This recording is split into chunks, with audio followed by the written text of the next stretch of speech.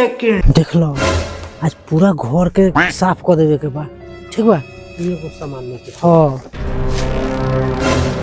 अरे तू बीड़ी पिए लगले फिर?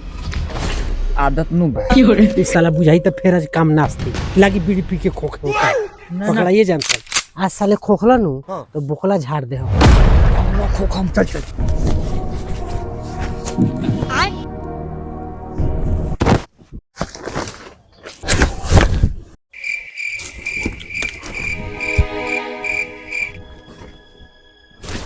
वाओ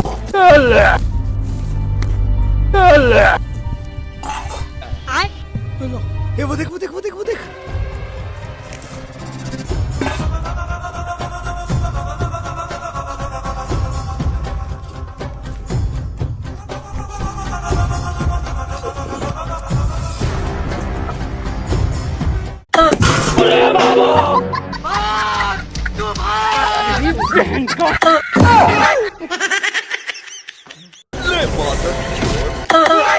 हेलो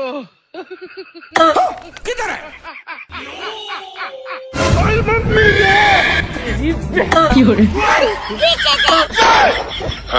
गाड़ी स्टार्ट कर।